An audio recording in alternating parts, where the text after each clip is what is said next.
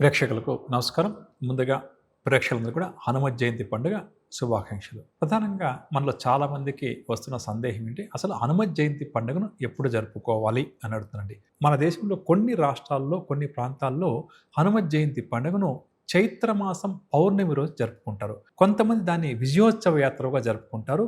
ప్రధానంగా కూడా కొన్ని గ్రంథాల్లో ఆంజనేయ స్వామి వారు చైత్ర పౌర్ణమి రోజు జన్మించినట్లుగా ఉన్నప్పటికీ పరాశర సంహిత అనేటువంటి గ్రంథంలో ఆంజనేయ స్వామి వైశాఖ బహుళ దశమి రోజు జన్మించినట్టుగా మనకు పరాశర సంహిత ఆధారంగా తెలుస్తుంది. కాబట్టి ముఖ్యంగా దక్షిణ భారతదేశంలో చాలామంది హనుమత్ జయంతి పండుగను వైశాఖ బహుళ దశమి రోజు జరుపుకుంటారు అని చెప్పవచ్చు.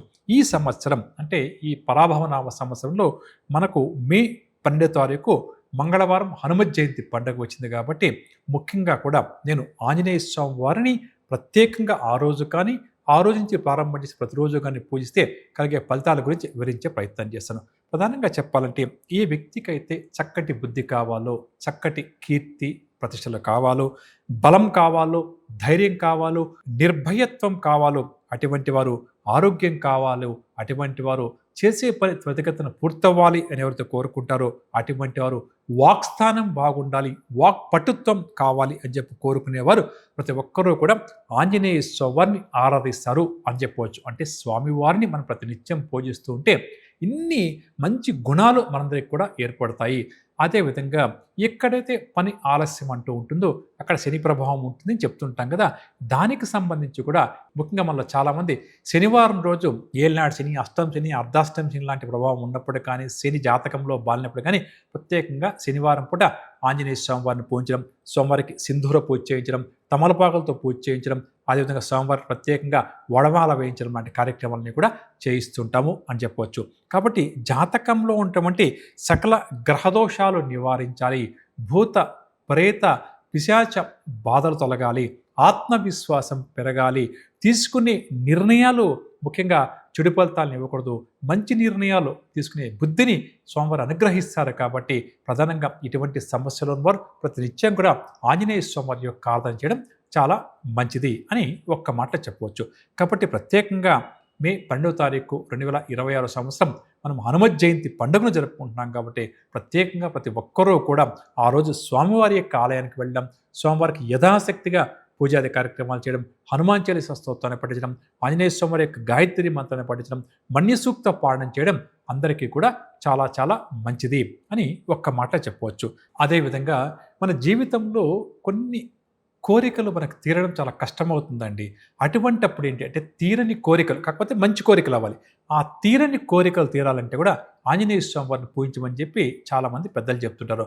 అందులో సుందరకాండ పారాయణం చేయడం కూడా చాలా మంచిది. ఎవరైతే నిష్టగా నియమాలు పాటిస్తూ సుందరకాండ పారాయణం చేస్తారో అటువంటి వారికి ధర్మబద్ధమైన కోరికలు ఏవైతే ఉన్నాయో మనస వాచ కర్మణ ఆ కోరిక తీరడం కోసం ప్రయత్నిస్తున్నప్పటికీ కూడా పూర్తిగా ఇబ్బంది పడతారో అటువంటి వారికి సుందరకాండ పారాయణం చేయడం చాలా మంచిది.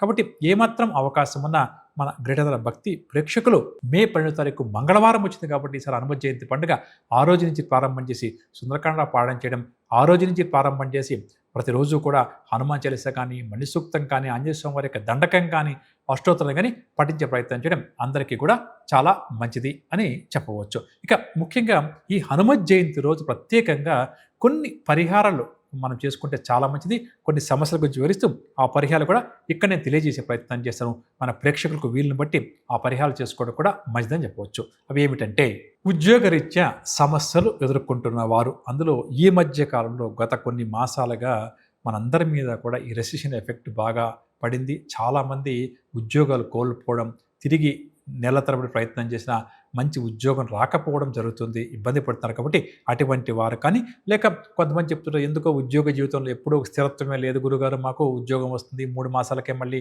వాళ్ళు తీసేయడం కానీ, లేకపోతే మేము రిజైన్ చేయడం కానీ చేస్తున్నాం చెప్తుంటారు. ఈ విధంగా ఉద్యోగం రాక, ఉద్యోగం లేక, ఉద్యోగ జీవితంలో స్థిరత్వం లేక, చేస్తున్న ఉద్యోగం ప్రధానంగా కూడా కోల్పోయి మంచి ఉద్యోగం రాక ఎవరైతే ఇబ్బంది పడతారో అటువంటి వారు ప్రధానంగా మనకు ఈ మంగళవారం అంటే మే 12వ తారీఖున మనం హనుమత్ జయంతి పండుగ చెప్పుకున్నాం ఆ రోజు కానీ, లేకపోతే వీళ్ళని బట్టి ఇంకొక ఉన్నంతలో ఒక మంచి మంగళవారం రోజు కానీ ప్రధానంగా కూడా సుందరకాండ పారాయణం చేయడం అంటే ప్రారంభం చేయడం చాలా మంచిది అని చెప్పవచ్చు. ఈ విధంగా చేసి ఒక రాగి గ్లాసులో కాస్త నీటిని తీసుకొని అదేవిధంగా ఆ స్వామివారి ముందు ఏర్పాటు చేయాలి. పటిక బెల్లాన్ని స్వామివారికి నివేదన చేయాలి. ఈ విధంగా ప్రతిరోజు రాగి గ్లాసులో నీరు కాస్త స్వామివారికి సమర్పించాలి. అదేవిధంగా పటిక బెల్లం తీసుకుని కాస్త స్వామివారికి నైవేద్యంగా సమర్పించి ప్రతిరోజు కూడా సుందరకాండ పారాయణం చేసి తప్పకుండా కూడా వారికి ఉద్యోగ సమస్యలు తీరే అవకాశం స్వామివారి అనుగ్రహం వల్ల కలుగుతుంది.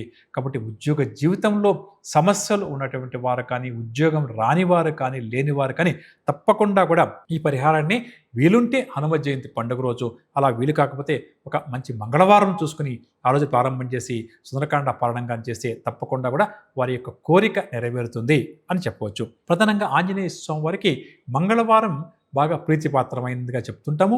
శనివారం కూడా స్వామివారికి శనిగ్రహ అనుగ్రహం కోసం చేస్తుంటాం పూజలు. సరే, ఇక్కడ మంగళవారం గురించి మాట్లాడుకుంటే ఎవరైతే మంగళవారం రోజు ఆంజనేయ స్వామిని ప్రత్యేకంగా పూజించి స్వామివారికి మల్లె పూలతో కూడినటువంటి మాల, అంటే మల్లెపూల మాల అంటే స్వామివారికి భక్తిగా శ్రద్ధగా సమర్పించి హనుమాన్ చాలీసా స్తోత్రాన్ని పఠిస్తారో అటువంటి వారికి సకల సంపదలు కూడా చేకూరుతాయి.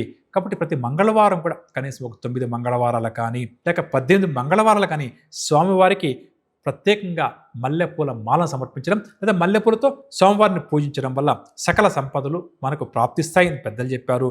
అదేవిధంగా ఎవరైతే గురువారం రోజు ఆంజనేయ స్వామి వారికి మల్లెపూల మాలను సమర్పిస్తారు లేక మల్లెపూలతో పూజిస్తారు, అటువంటి వారికి ముఖ్యంగా వ్యాపారస్తులకు వ్యాపార అభివృద్ధి కలుగుతుంది.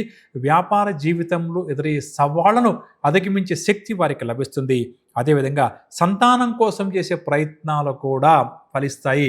కాబట్టి ఈ మధ్యకాలంలో సంతానం లేని సమస్య మనందరినీ కూడా బాగా పట్టి పీడిస్తుంది. సంతానమూలక సమస్యలు కూడా మనల్ని బాగా ఇబ్బంది పెడుతున్నాయి. కాబట్టి సంతానం కలగడానికి, సంతానమూలకంగా ఏదన్నా కూడా ఇబ్బందులు, సమస్యలు, వారి యొక్క వివాహ ప్రయత్నాలు ఫలించకపోవడం లేదా సంతానానికి మంచి ఉద్యోగం రాకపోవడం, చదువు రాకపోవడం, అటువంటి వారు కూడా సంతానమూలక సమస్యలను అధిగమించడం కోసం గురువారం పూట ఆంజనేయ స్వామి వారికి మల్లెపూలతో పూజ చేయడం కానీ లేక మళ్ళీ మాల సమర్పిస్తాం కదా, మళ్ళీ పూలహారం అలా సమర్పించే ప్రయత్నం చేయడం కానీ చాలా మంచిది.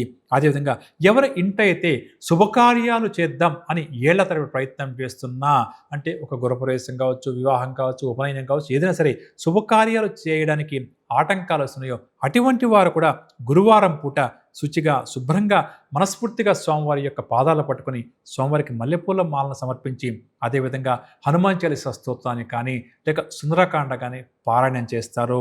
అటువంటి వారి కోరిక తొందరలోనే నెరవేరుతుంది అని చెప్పవచ్చు. ఇక అదేవిధంగా మరొక ముఖ్యమైన పరిహారం ఏంటంటే, చాలామంది చెప్పేదంటే ఏ పని అనుకున్నా కూడా ఆ పని పూర్తి చేయలేకపోతున్నాం గురుగారు, మధ్యలోనే ఆపివేస్తున్నాము, దీనివల్ల సమయం బాగా వృధా అవుతుంది, అదేవిధంగా డబ్బు కూడా వృధా అవుతుంది అని చెప్తుంటారు. అంటే కొన్ని సందర్భాలు కొన్ని పనులు ప్రారంభం చేస్తామండి, అది పూర్తయితే సంతోషమే, అలా కాకుండా మధ్యలోనే ఆ పనులు ఆపేయాల్సి వస్తుంది. కారణాలు ఇక్కడ ఏమన్నా కూడా కావచ్చు. కొంతమంది చూడండి, ఇల్లు నిర్మించుకుందామని చెప్పి ప్రయత్నం చేస్తారు, సగం దాకా నడుస్తుంది, ఆ తర్వాత ఏదో ఒక కారణం వల్ల ఆ ఇల్లు నిర్మాణం పూర్తి కాదండి. ఉద్యోగ ప్రయత్నాలు, విదేశాన ప్రయత్నాలు, వివాహ ప్రయత్నాలన్నీ కూడా మధ్యదాకా వచ్చి ఆగిపోతుంటుంది. ఈ విధంగా జాతకంలో గ్రహదోషాల వల్ల ఎవరికైతే అధికంగా ఉందో అటువంటి వారు కనీసం 18 మంగళవారాల పాటు తమలపాకుల మాలండి, అంటే 108 తమలపాకులు తీసుకుని మాలగా వాటిని తయారు చేసి ఆ మాలను స్వామివారికి సమర్పించి మంగళవారం పూట భక్తిగా శ్రద్ధగా స్వామివారి యొక్క నామస్మరణ చేస్తూ ఆలయానికి వెళ్ళి అక్కడ కూర్చుని కాస్త ప్రశాంతంగా హనుమాన్ చాలీసా లాంటి స్తోత్రాన్ని కానీ ఆంజనేయ స్వామివారి యొక్క దండకాన్ని కానీ పఠిస్తే తప్పకుండా కూడా మధ్యలో ఆగిపోయినటువంటి పనులు పూర్తి చేసే శక్తిని మనకు స్వామివారు అనుగ్రహిస్తారు అని చెప్పవచ్చు. నేను చెప్పిన ఈ పరిహారాలు వీలుంటే హనుమ జయంతి రోజున ప్రారంభం చేసి మనసులో సంకల్పాన్ని చెప్పుకొని చేసుకోవచ్చు. అలా వీలు కాకపోతే ఉన్నంతలో ఒక మంచి రోజు మనం అనుకుంటున్నాం కదా, మంగళవారం పూట గురువారం పూట ఎలా పూజించాలో తెలుసుకున్నాం కదా, ఆ విధంగా చేయడం అందరికీ కూడా చాలా మంచిది అని చెప్పవచ్చు.